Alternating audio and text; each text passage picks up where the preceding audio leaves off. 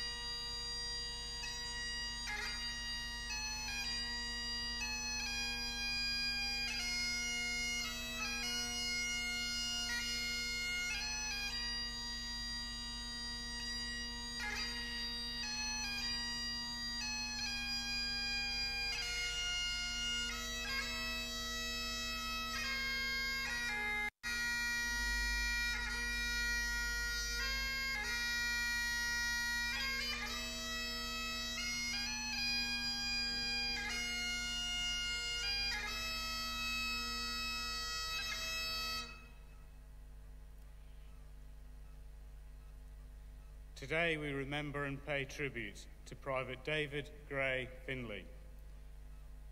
David Findlay was born on the 23rd of October 1887 in Yangarry in Queensland to John and Jessie Findlay. He grew up on the family farm at Maroondah and attended Sharon State School and then Bulliard State School.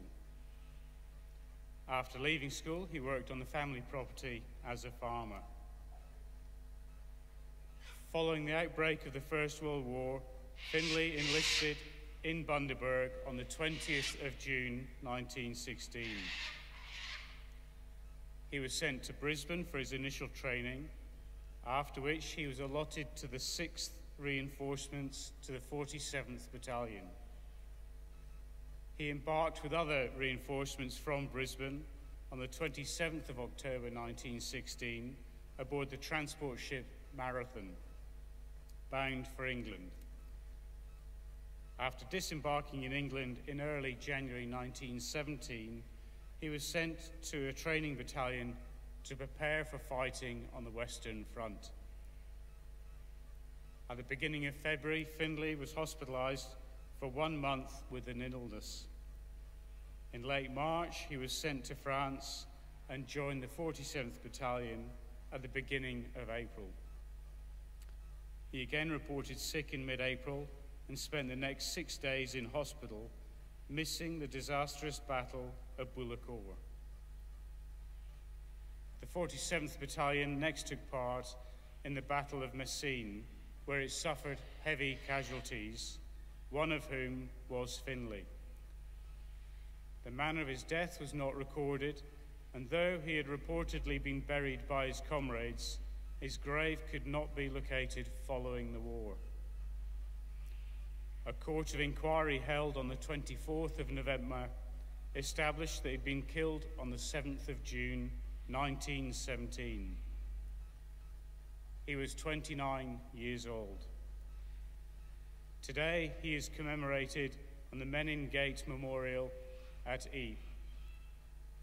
His name is listed on the Roll of Honour on my right, among almost 62,000 Australians who died while serving in the First World War. His photograph is displayed beside the pool of reflection. This is but one of the many stories of service and sacrifice told here at the Australian War Memorial. We now remember Private David Gray Findlay, who gave his life for us, for our freedoms, and in the hope of a better world.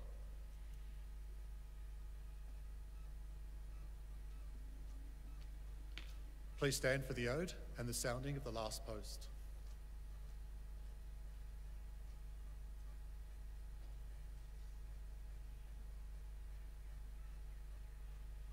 They shall not grow, they shall grow not old as we that are left grow old. Age shall not weary them, nor the years condemn. At the going down of the sun and in the morning, we will remember them.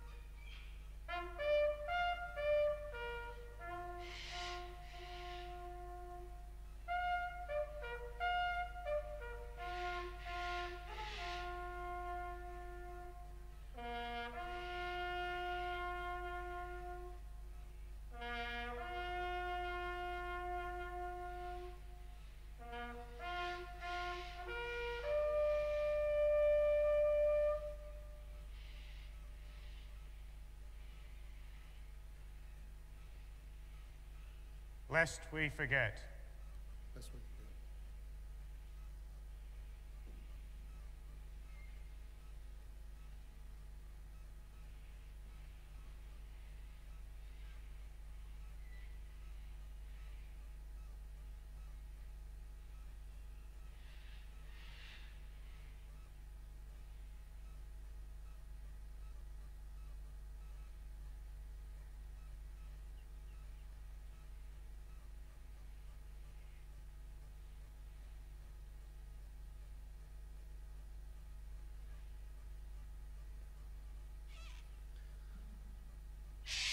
We leave this evening with the words of the memorial's founder, Charles Bean. Many man lying out there at Poziere or in the low scrub at Gallipoli, with his poor, tired senses barely working through the fever of his brain, has thought in his last moments, well, it's over. But in Australia, they will be proud of this. Ladies and gentlemen, that concludes the last post ceremony. Thank you for visiting the Australian War Memorial and good evening.